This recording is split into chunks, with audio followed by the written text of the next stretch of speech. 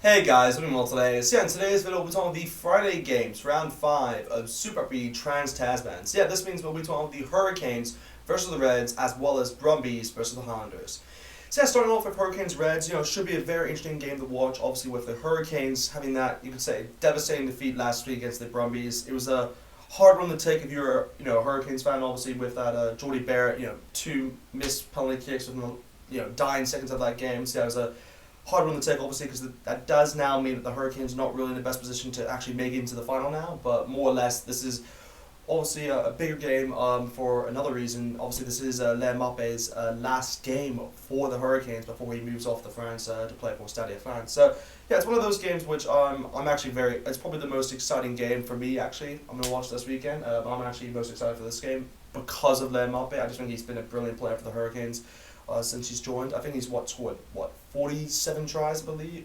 That might be wrong. I think it's like maybe 47 tries in total in 63 games. It's something like ridiculous of what his try scoring stats are. But he's just been a brilliant player for them. So I'm very excited to see what he can do in his final match for the Hurricanes. But more or less, the Reds are coming back off from a defeat as well, of course, to the Blues last week. So they'll definitely be looking to improve on that because obviously that was at home. So this will be an away game for them. So they'll be definitely looking back to to rebound off that defeat. And more or less, the Hurricanes are going to be playing at home, so they will have home advantage, obviously playing within Wellington. But we'll wait and see how the match goes.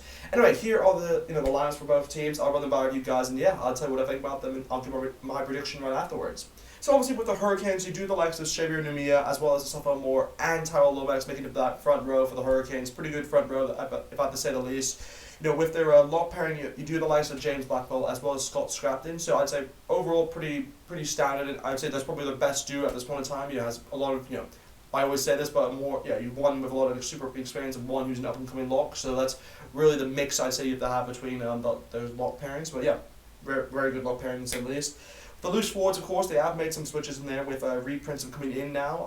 So it's a good one, and obviously Duplessis Creepy at 7, and of course Artis Villa at 8. So hopefully we'll see a bit more of Artis Villa in this week's game because to be perfectly honest, Artis Villa wasn't really much to be seen within last week's game, other than that that very crucial turnover within the dying seconds, obviously, which Jordy Barrett was unable to convert. But other than that, I just hope he has more of a I hope he's in the game a bit more, but we'll have to wait and see. Moving on to the back line, obviously for the Hurricanes, you do have the likes of Cameron Roygard, and who he has done pretty well, I'd say, for the Hurricanes since he's kind of been involved in, and whatever games he's played so far, I think he's been pretty crucial in their attacking play. So I'll have to wait and see if he can do kind of more damage in that sense. Obviously, his combination with Ruben Love will be interesting to see because I think this will be the first time they play together for the Hurricanes. So I'll have to wait and see how that goes. But with the centre pairings, of course, you do have Len Malpe at 12, and his partner in crime will be Billy Proctor. Probably the best centre pairing you can go with the Hurricanes at this point in time. And of course, Len Malpe, we're going to be hoping that he scores at least a try in this game, just a good send off for his final game for the Hurricanes. But more or less, for the wingers, of course, you do have the likes of Wes Goosen as well as Julian Sevilla.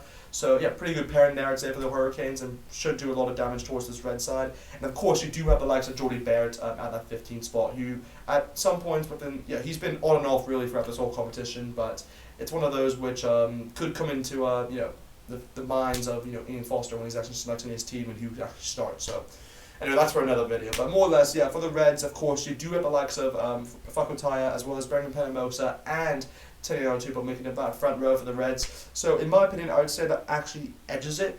In my opinion, I think that front row has been class, I'd say, for the Reds. So I'd say it's going to be a good battle, you could say, between the Hurricanes and Reds for that front row dominance, obviously within that scrum, of course. But with the locking pairing, they have gone with the likes of Angus Spliff as well as Lachlan Sakai Loto. So I'd say a good pairing there. Obviously, you could say two solid, decent locks, and obviously Sakai Loto is very good, getting a lot of ball carrying meters as well as just line out still. So we'll have to wait and see if he can kind of do that within this game. But I still think the Hurricanes would slightly edge them over within that spot.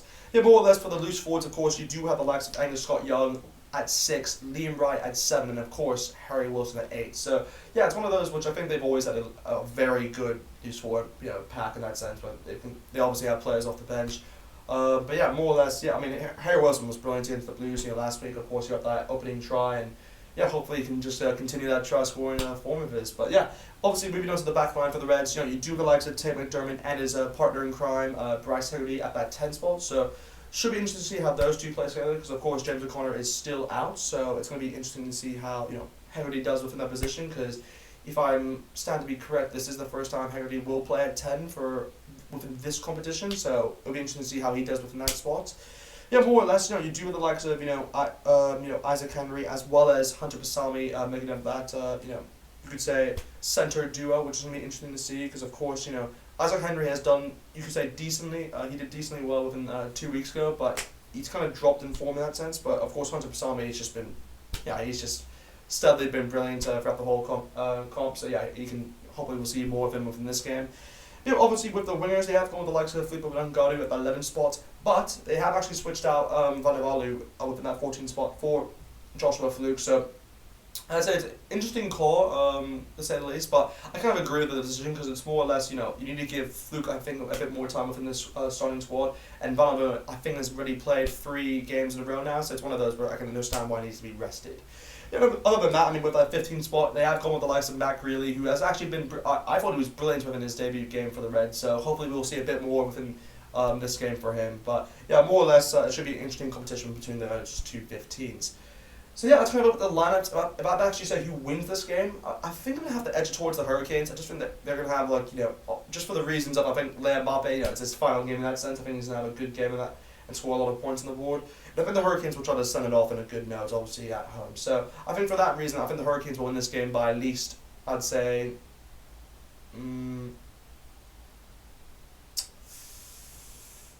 I'll say they'll win this game at least by 15 points. Yeah, I'll say they'll win this game 32 points to 17. Yeah, I'll say 32 points to 17 is my final prediction for that game. Anyway, moving on to the next game, obviously, which is between the Brumbies and Highlanders. Should be a very interesting game to watch, obviously, with the Brumbies getting that late victory, you could say, or not late victory, but squeezing that victory against the Hurricanes last week. So yeah, good win obviously for them in their first win within this competition. So hopefully they can continue that form obviously within the last round. But yeah, it's one of those where they'll be hoping to continue their home form, but you do have to go against the likes of the Highlanders, who are looking to get a bonus point victory here, because of course if they do get the bonus point victory, that does mean that they actually make the final. So it's one of those which they'll be definitely they'll have that in their mind for sure. But of course they'll also just want to get the win as well. But yeah, the Highlanders were brilliant against the Waratahs last week. I think they scored 59 points. So yeah, it's just ridiculous the amount of points they scored last week. So they'll be hoping to kind of translate that same scoreline within this week's game. Yeah, more or less, the Brumbies are playing at home, so they will have home advantage, obviously playing within Canberra, so we'll just have to see if that comes into intuition, but yeah, should be interesting game to watch. Obviously, here are the lineups for both sides. I'll run them by you guys, and yeah, I'll tell you what I think about them, and yeah, I'll give my prediction afterwards. So, of course, for the Brumbies, we do have the likes of Scott Seo, as well as Lachlan Lonergan and Alan Itob, of course, being the captain for the side. And that front row is pretty dominant, I'd say, the least. That front row has been pretty good, I'd say, for the Brumbies throughout this whole competition, but in particular, Alan Itob has just been brilliant for them. Even Scott Seo has done pretty well. Even last week's game, he was brilliant for the Brumbies. Yeah, hopefully they can keep that up, because they really challenged the Hurricane scrum last week, so hopefully they can do the same against the Highlanders this week.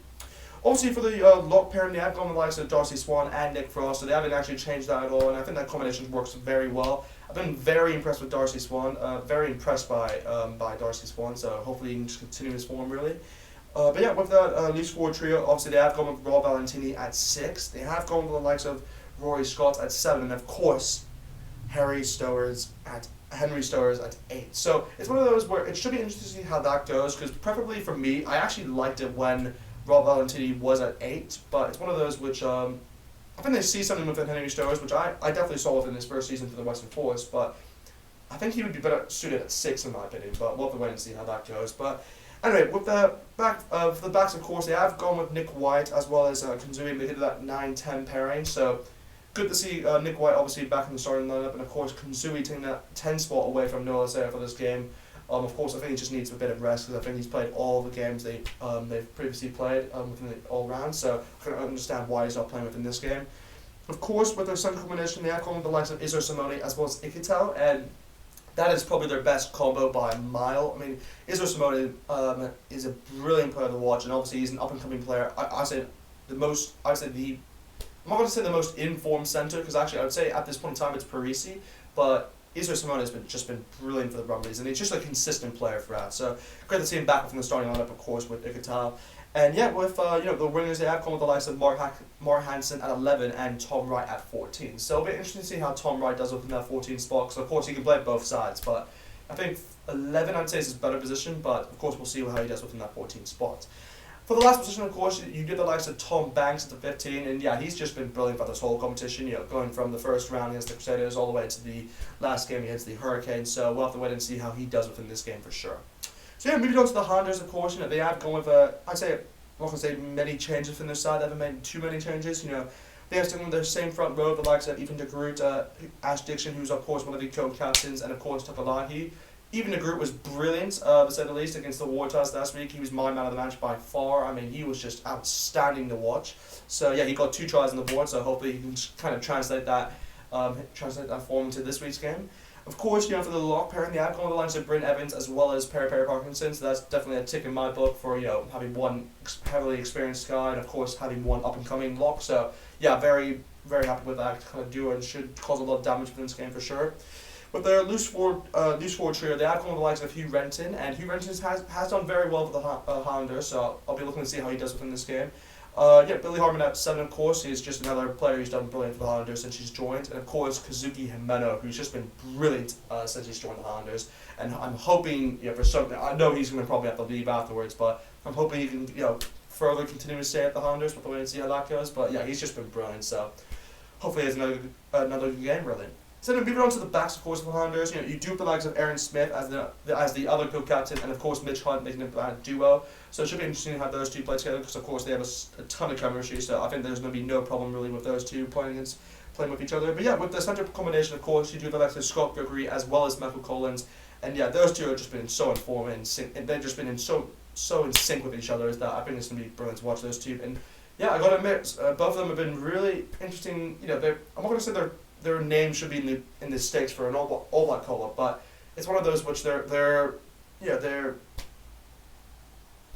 name is going to be spoken about, to say the least. But I don't think they will get it, but they're going to be mentioned. So yeah, definitely applaud them for their form of the moments, but hoping they can, just improve more of the game. We'll have to wait and see. Yeah, with their winner spots, of course, you do the likes of John Iraqi at 11, and of course, Theo Tomlinson at 14, so no changes there, really. And of course, you do have the likes of Josh Downey at 15, so hopefully you can have another good game, really, because last week he was brilliant as well. So anyway, that's kind of with that game and the lineups. If I have to say who actually wins that game, I actually think the Highlanders will win this game, due to the pressure they have and actually, going for the, win essentially. But I don't think they'll get the bonus point victory, so... And I think this will be a close game as well, so I think the Highlanders will only win this game by at least, I'll say, 8 points. So I'm going to say they'll win this game, I'll say 27 points to 19 is my final prediction for that game. But anyway, that's kind of the video today. Just hope you guys enjoyed. Just want to say a huge thanks to everyone who subscribed recently. Obviously now we're all past 200 subscribers, so that's a great achievement to see, and hopefully we'll continue to grow this channel, and hopefully it's good to see you guys enjoying the content. So yeah, just greatly appreciate you guys, and yeah, just hopefully we can continue the channel, and yeah, more or less I'll make another video soon or less. But yeah, anyway, just hope you guys enjoyed the video, and yeah, like, comment, subscribe, and I'll see you guys next time.